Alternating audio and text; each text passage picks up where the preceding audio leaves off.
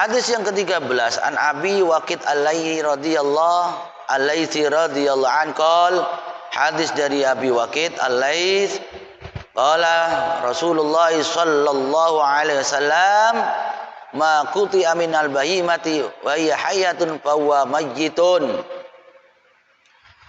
bahwa apa yang terpotong dari hewan, tentunya hewan yang halal ya, yang suci, itu semuanya dan keterpotongannya adalah di dalam keadaan hidup, itu semuanya menjadi bangkai. Artinya haram untuk dikonsumsi. Jadi hewannya hidup, misalnya jenengan mau ambil apa? Kikil misalnya, atau mengambil lidahnya, ilatnya, lidah daripada sapi dikai rujak, tapi kondisi hewannya ini masih hidup, maka hukumnya menjadi haram dikonsumsi. Menjadi bangkai. Artinya bangkai seperti tadi tersembelih dengan tidak secara syariat. Nanti tidak boleh panjenengan ini. Apa kira-kira yang bisa kita pahami di sini? Bahwa panjenengan tidak boleh menyiksa, menyakiti daripada hewan-hewan. Karena betapa sakitnya hewan ketika masih keadaan hidup, kemudian kita potong anggota tubuhnya. Misalnya kita mau bikin sop buntut, sop buntut sapi ini si urip, sampean ketok, ndak boleh niki. PI mawon kepin bikin sop buntut, biar hewannya terus bisa beranak pinak, yang diambil buntutnya lah. Niki akhirnya menjadi haram.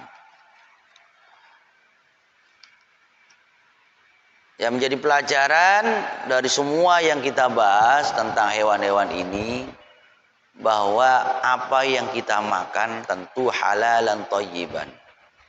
Tidak semata halal tetapi thayyib. Halal belum tentu thayyib, ada.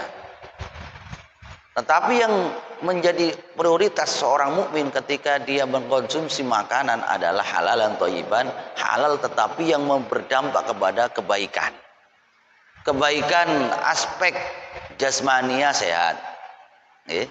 Maka makanan itu boleh jadi menjadi haram meskipun cara penyembelihnya benar, halal dan sebagainya, tetapi cara makannya nggak benar. Misalnya mestinya ya dia sudah punya penyakit yang sedemikian, pantangannya nggak boleh makan kambing misalnya ya. Wah, nggak rewel makanannya satu panci dimakan semua, akhirnya kemudian pusing, dari dampaknya luar biasa yang menjadi haram. Karena apa? Di dalam kita mengkonsumsi apapun, tolak ukurnya tidak semata halal tetapi juga menjadi thayyib. Terlebih thayyib ini tidak semata membawa aspek kesehatan jasmani tetapi juga ruhani. Ini banyak fadilah-fadilah yang Allah berikan. Ada kitab itu ya, apa namanya, kalau di terbitan Pondok Sitogiri itu ada makan hewan ini apa hikmahnya, termasuk makan kelinci itu ya. Makan kelinci termasuk halal, hikmahnya apa, bisa untuk anak-anak yang mungkin belum tumbuh giginya bisa cepat tumbuh giginya dan sebagainya. Mungkin kalau makan kambing ini ya sakit vitalitas kelaki-lakiannya tumbuh, itu dan sebagainya itu. Artinya memang kita berharap makanan yang kita makan diambilnya cara benar, cara mengkonsumsinya benar, dan juga dampak dari memakan itu juga benar. Kemudian misal gini, ada dulu hadis ya, kemudian hadis ini dikategorikan sebagai hadis dhaif. Bahkan dari mengatakan maudhu, hadis palsu, tetapi ada yang mengatakan tidak. Yang menyatakan al-badhinjan syifa'un likulli da'. Terong ini obat daripada segala penyakit. Mungkin mereka yang tidak sepakat dengan hadis ini ditinjau dari sisi bahwa ketika kita makan terong bawaannya ngantuk, hingga tidak bisa memberi energi. Kalaulah kemudian kita mau sholat, gawane aras-aras. Ini menjadi kuat. Kadang-kadang kan logika nabawiyah itu harus pas dengan logika kemanusiaan pada umumnya. Nah, ini kayaknya bukan dari Nabi deh. Itu akhirnya begitu dianalisa. Tetapi sisi yang lain mungkin yang menyatakan itu benar hadis. Oh mungkin karena betapa orang ketika ya apalagi anak pondok favorit makanannya itu sambal terong ngoten ya. Gampang cara masaknya dan enak kan itu, hampir semuanya orang doyan terong gitu. Meninjau dari sisi apa?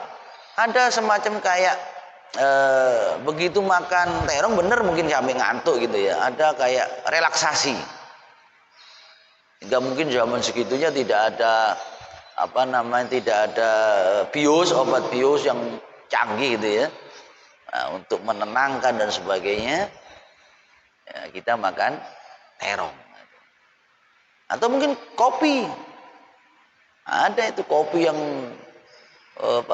disebut sebagai kopi yang halalan thayyiban itu ya, betapa kopi itu ketika dikonsumsi ya, kopi jenis apapun gitu ya, ternyata membuat dia semangat ibadah, bisa melek dan sebagainya. Maka konsumsi makanan yang seperti itu menjadi halalan thayyiban. Dengan catatan cara mengambilnya pun juga jangan halal, dia dapatkannya dengan cara yang benar, tidak mencuri, tidak dengan cara yang tidak hak. Itulah seputar makanan yang senantiasa hendaknya menjadi perhatian kita.